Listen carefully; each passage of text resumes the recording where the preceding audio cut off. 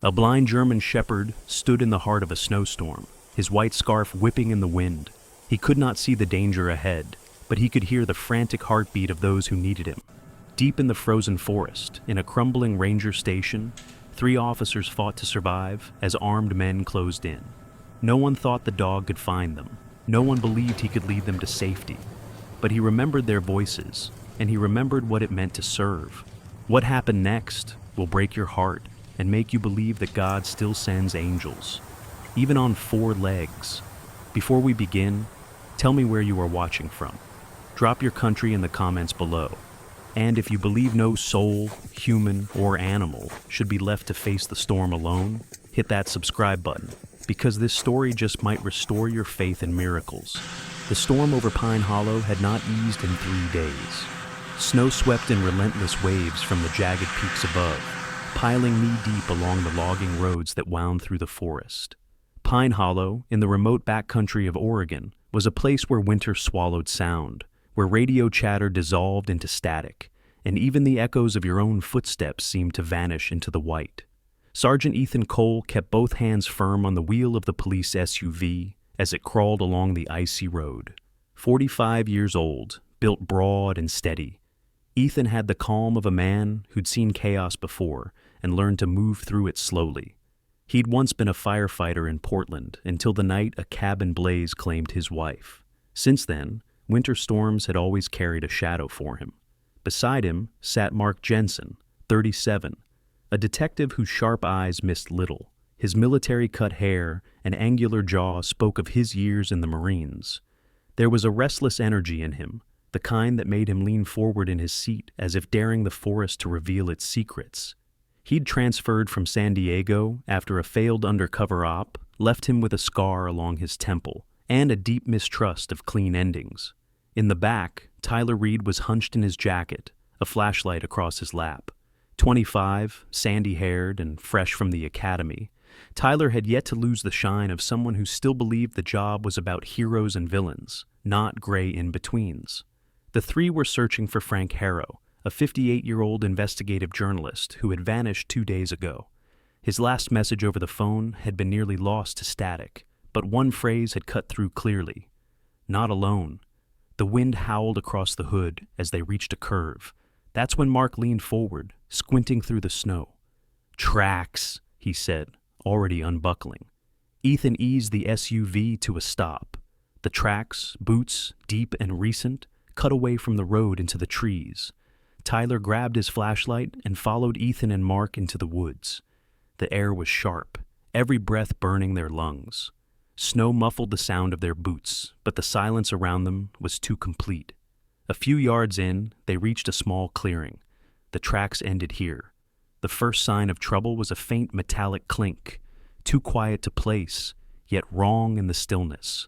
Mark turned toward the sound, but before he could draw, a sudden hiss erupted overhead. Something thin and metallic tumbled from the trees, clattering into the snow at their feet. The air filled instantly with a sharp, acrid scent. "Gas! Mask up!" Ethan barked, but it was already burning their lungs. Vision blurred, muscles sluggish from the inhaled fumes. From the pines, 2 figures in white camouflage moved with practiced precision.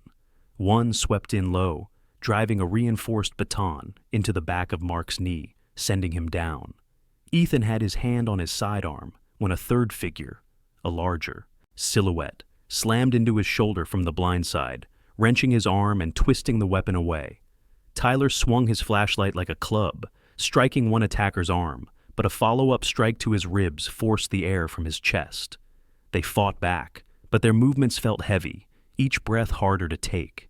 Snow churned beneath them as the attackers kept moving, never staying in one place, using the whiteout as cover. A hard, gloved fist caught Ethan at the jaw, staggering him. Then something solid, metal, crashed against the side of his skull, and the world tilted into blackness. When Ethan's eyes opened again, he was sitting in a chair, wrists bound tightly behind him with coarse rope. The air was heavy with the smell of propane, and somewhere nearby, a faint hiss marked its source. Across from him, Mark sat bound, blood tracking down from his hairline. Tyler stirred groggily in the corner, his own chair angled toward a wall. The cabin was small, built from warped pine planks, its seams stuffed with yellowed newspaper.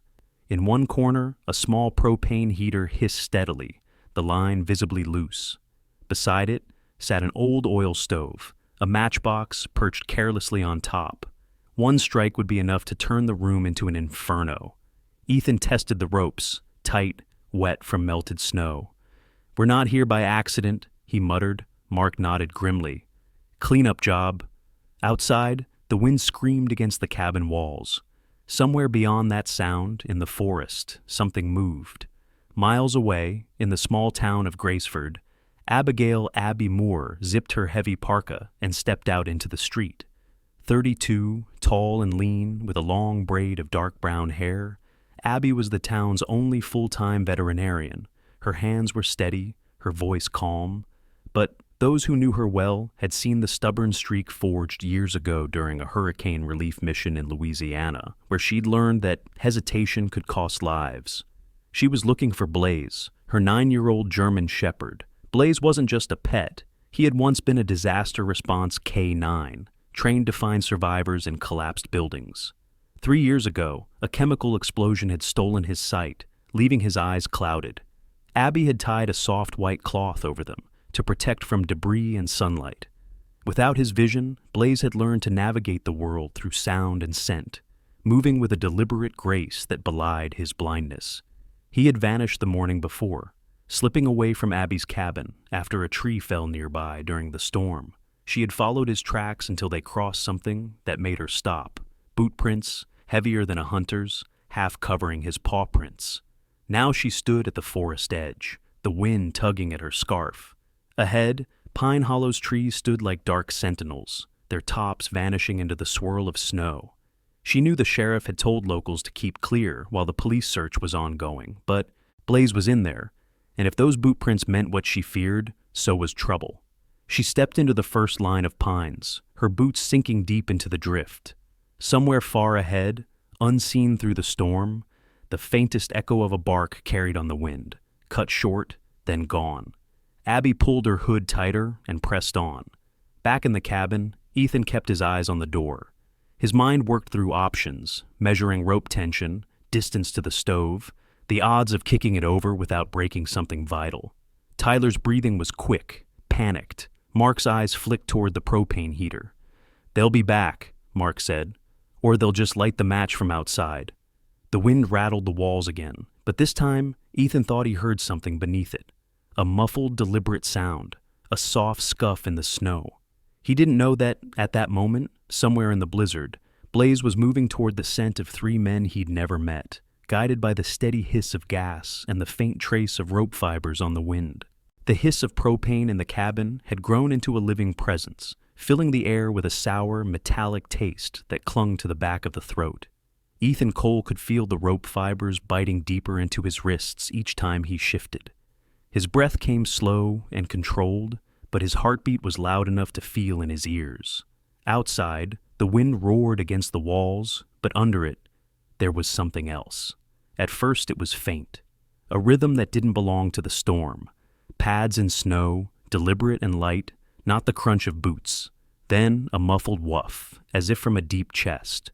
Ethan frowned. Mark caught his eye, lifting his chin toward the door. "You hear that?" he whispered. Ethan nodded once. Through the smallest gap in the warped planks, a shape emerged from the blizzard, low, 4-legged, moving with the slow certainty of something that could see without seeing. Blaze, his head wrapped in a white cloth that merged with the snow, stopped at the threshold. His breath misted in the air, his ears swiveling toward the sound of rope fibers straining against wood. His muzzle twitched as he caught the mix of scents: sweat, fear, gas, old pine. Blaze had once been trained for moments like this. In his K9 days, before the blast that stole his sight, he had learned to home in on the small things: the rasp of rope over wood, the change in pitch when a heart beats faster, the tremor of a boot sole under weight. He stepped inside, silent as shadow, following the breathing patterns until his nose found Ethan's shoulder. The dog's tail gave a brief, single sweep through the air before his teeth closed gently over the rope. He tested the fibers, adjusted, and bit down harder. The rope snapped. Ethan inhaled sharply and didn't waste a second.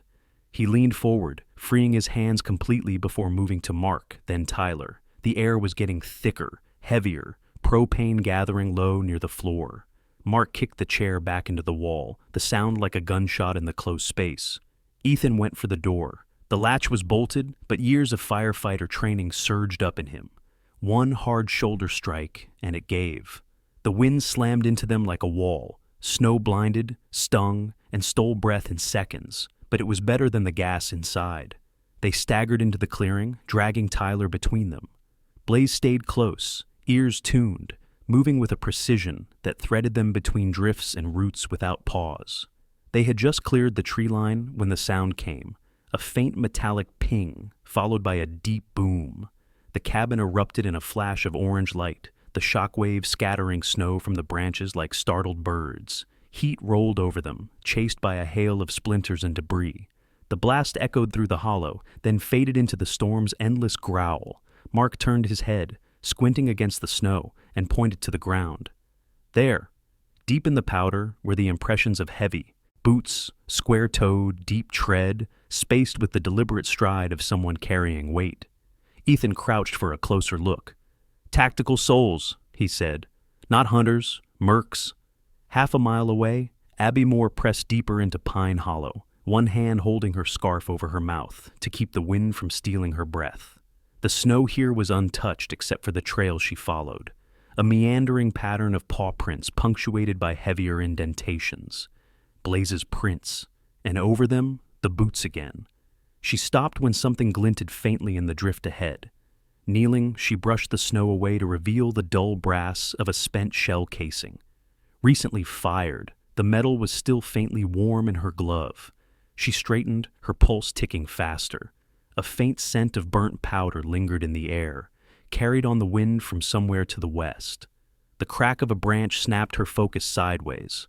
A man stood about 20 feet away, broad-shouldered, in a patched canvas hunting coat and fur-lined cap. His beard was thick, his cheeks raw from the cold. The shotgun in his hands was old but well-oiled, the kind of weapon kept for decades. "You're a long way from town," he said, his voice gravel-wrapped in suspicion. His eyes, pale blue and sharp despite his age, narrowed on her. "This is private hunting ground."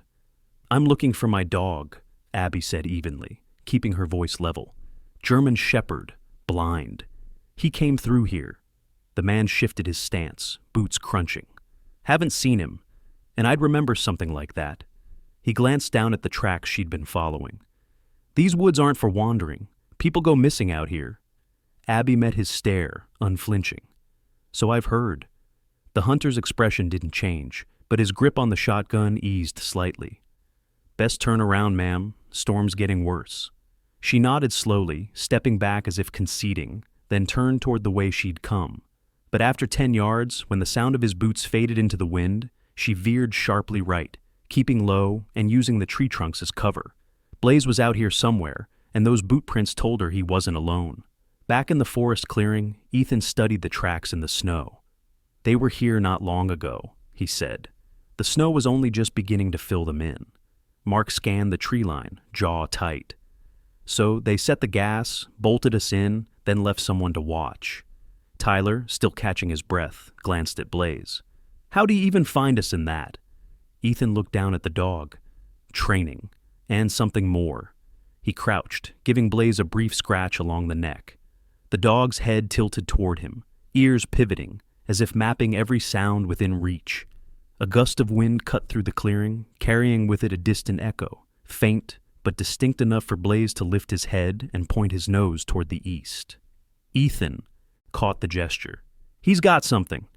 They moved, following Blaze's lead. He wove them through the pines, avoiding dips and snags that could have twisted ankles. The prints ahead split in 2 directions, one set moving west, the other north. Blaze paused, sniffed the air, and chose north without hesitation.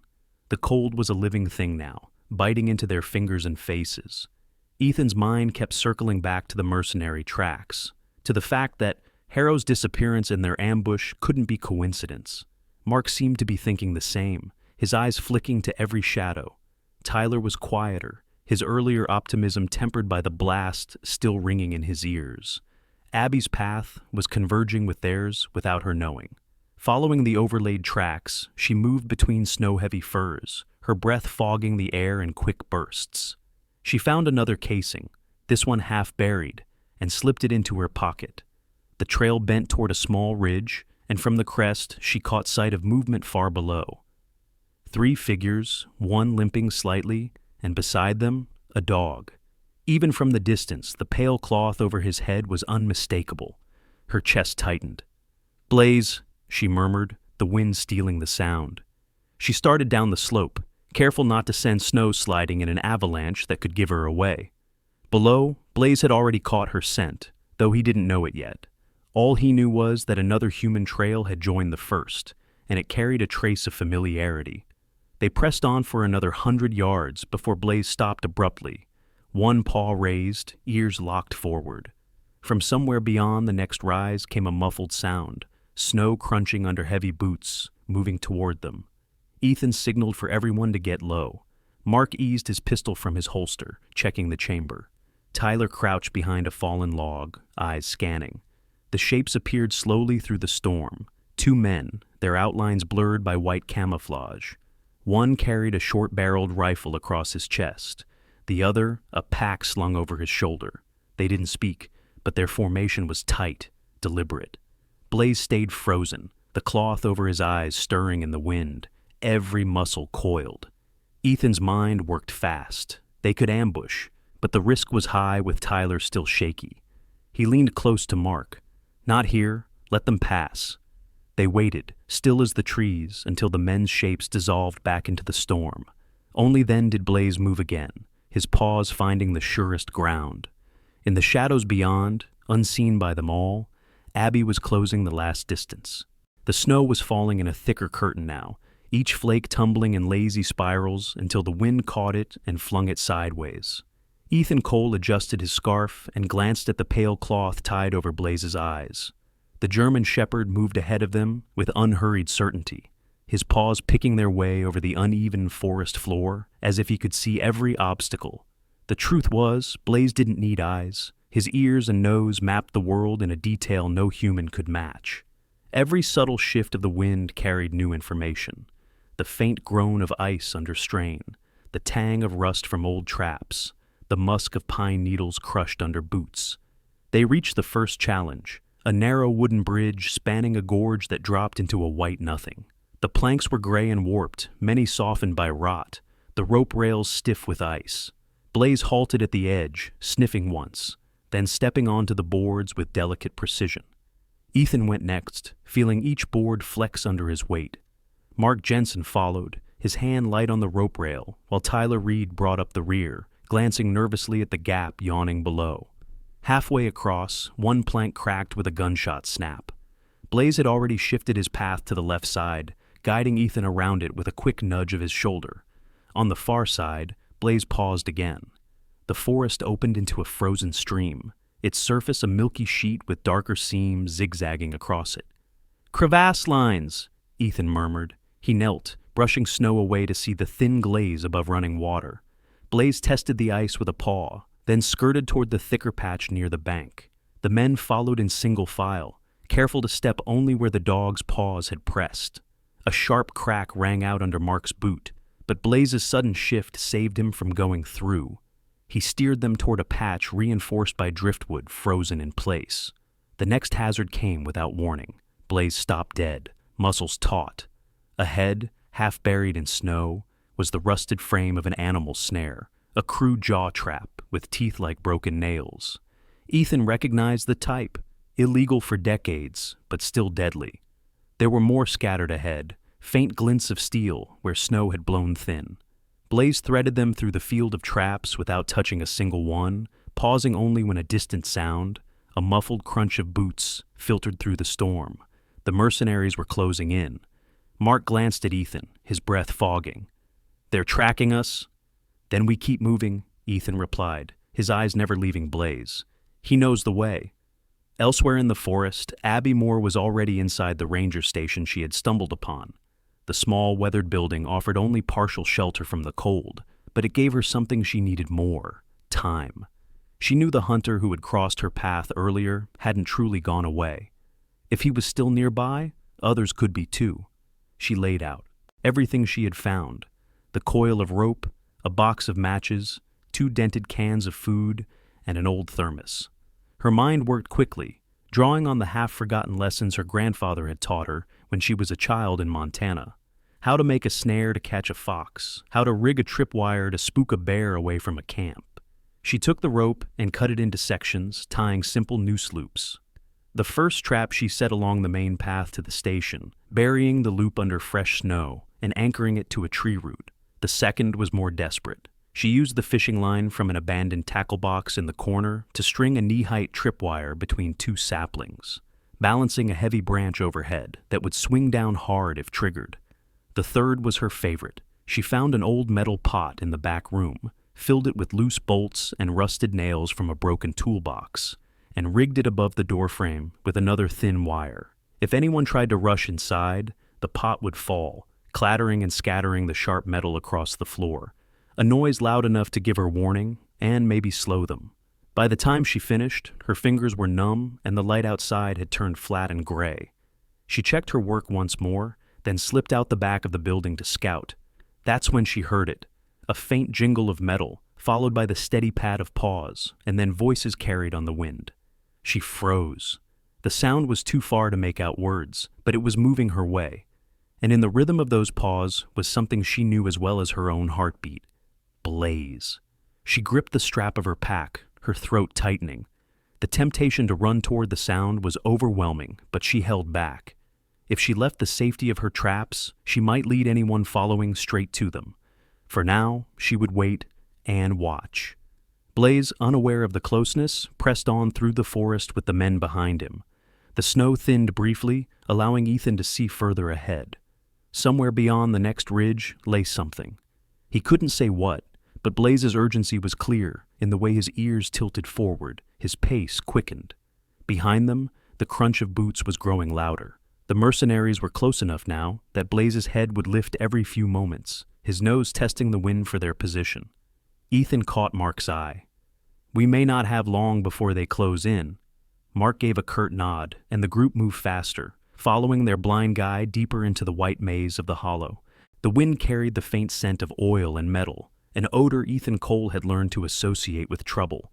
Blaze's ears pricked, his nose lifting toward the current as if he could read the coming danger in the air itself. The snow underfoot muffled everything, but to Blaze, the world was loud with information: heartbeats in the dark, the shifting weight of men closing in. They crested a low ridge, and Ethan caught the movement: 3 shapes fanning out in white winter gear, rifles slung low. Their leader, Cole Kruger, was easy to pick out. Tall, broad-shouldered, with a face carved into hard planes and a mouth fixed in a grim line, Kruger moved with the steady confidence of a man who'd done this too many times before. The streak of white in his close-cropped hair made him look older than his 40 years, but his eyes were sharp and cold, like glass left in ice water. A jagged scar curved from the corner of his left eye to his jaw, a souvenir, rumor said, from a mission gone wrong in Kandahar. Mark Jensen muttered under his breath, "They're cutting us off." Ethan scanned the tree line, calculating distances. Blaze shifted suddenly, pulling on his lead toward the west. Ethan followed his gaze, or rather the tilt of his head, and spotted the squat outline of a structure half buried in snow. "Ranger station," he said. "Go." They sprinted, snow spraying up from their boots. The mercenaries picked up speed too, fanning wider to intercept. A sharp crack split the air. The first shot, burying itself in the snow near Ethan's knee. Tyler Reed returned fire, forcing them to duck behind trees. Blaze moved low to the ground, weaving through drifts, guiding the men in a jagged path that kept them out of clear lines of sight. The ranger station loomed larger, its roof sagging under snow. Inside, Abby Moore jerked her head toward the door at the sudden staccato of gunfire. Her heart kicked hard against her ribs. She grabbed the old rifle she'd found in the storage room and positioned herself at the doorway, eyes scanning the snow beyond the tree line. Through the blowing snow, she saw him, Blaze. Even under the white cloth tied over his eyes, she knew the slope of his shoulders, the way his tail held steady under stress. He was leading 3 men toward her, one limping, the others ducking fire. But her eyes darted quickly to the ground between them and the station. Her traps. Abby threw the door open just long enough to shout, "This way! Keep left! Don't step in the center path!" Ethan's head snapped toward her voice. Blaze surged forward, pulling him in a wide arc toward the left. Mark and Tyler followed his exact line, their boots crunching over safer snow.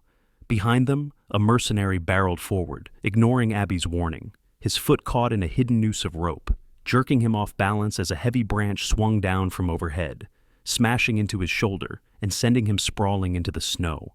Another attacker, trying to circle the station, tripped the fishing line snare. The rigged branch swung down with brutal force, knocking his rifle from his hands.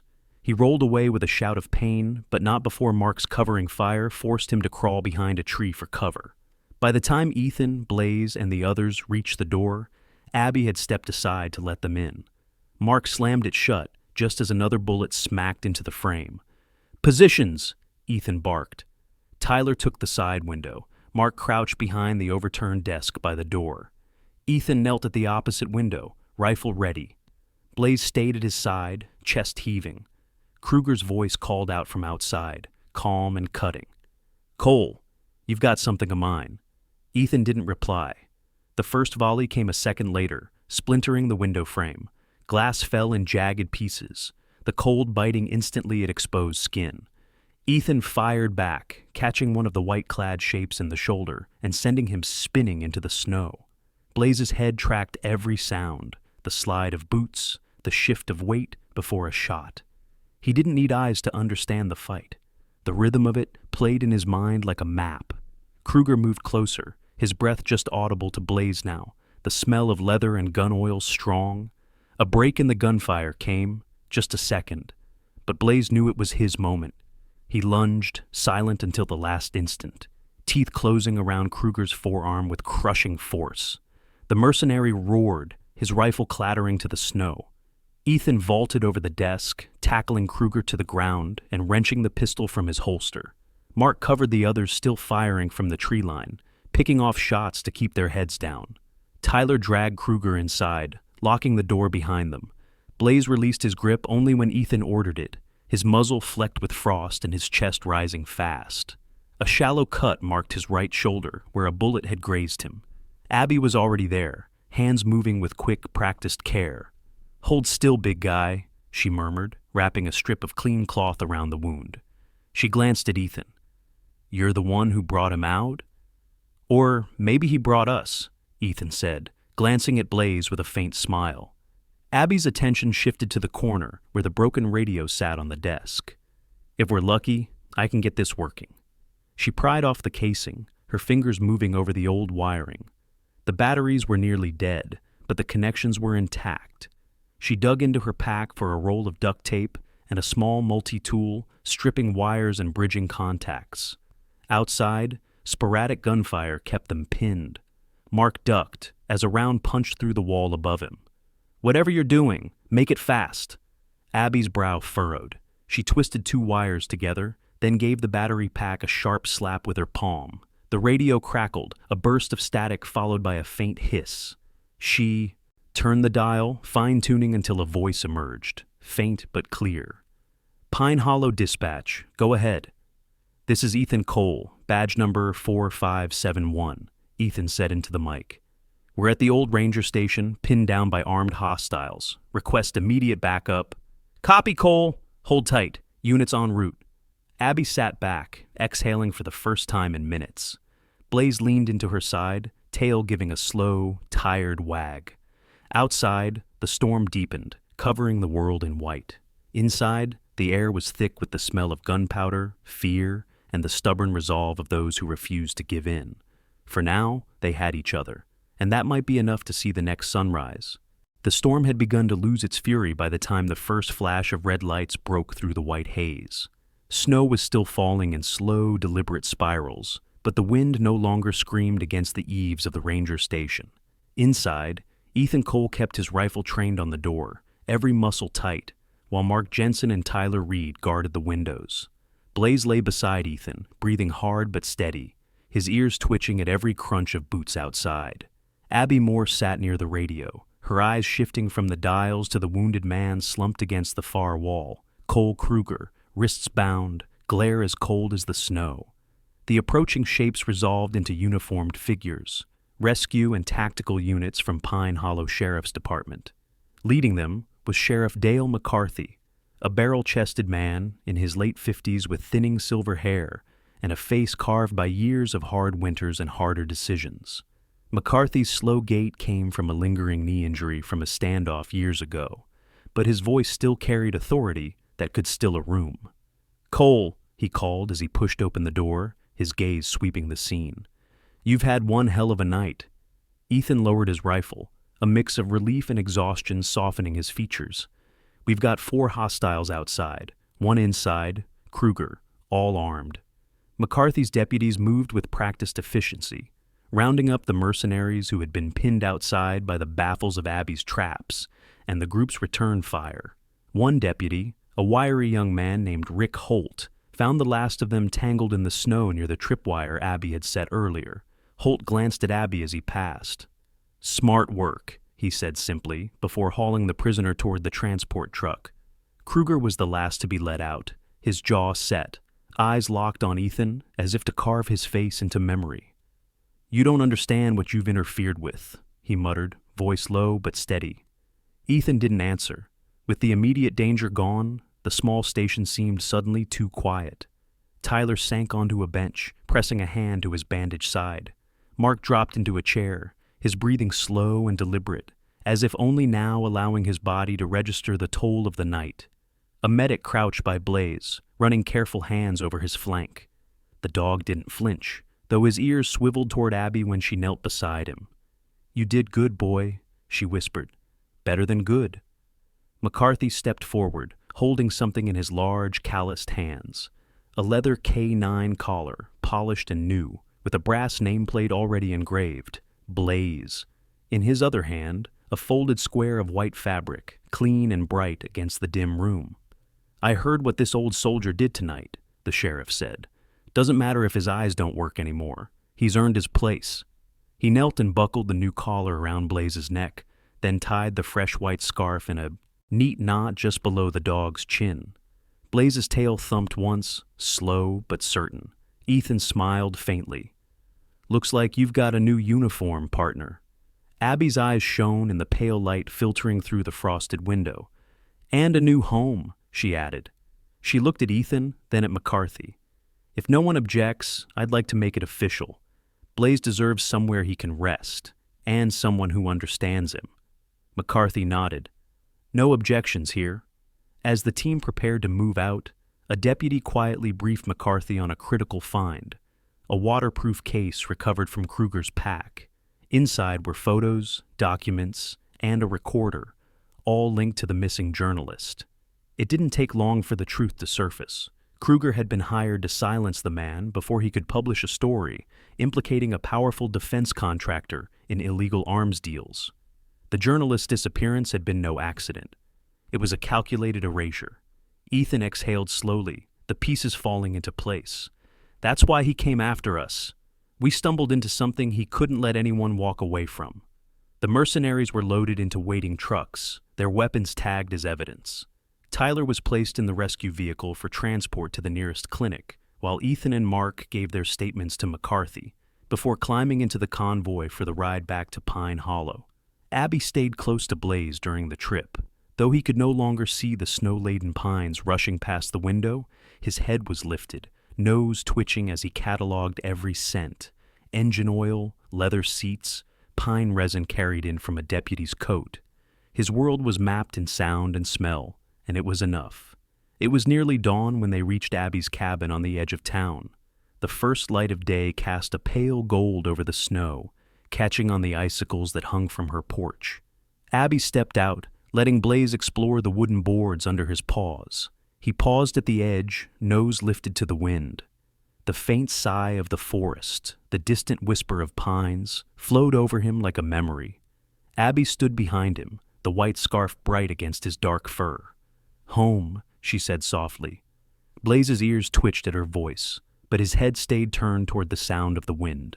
The rhythm of the world he knew better than the sight.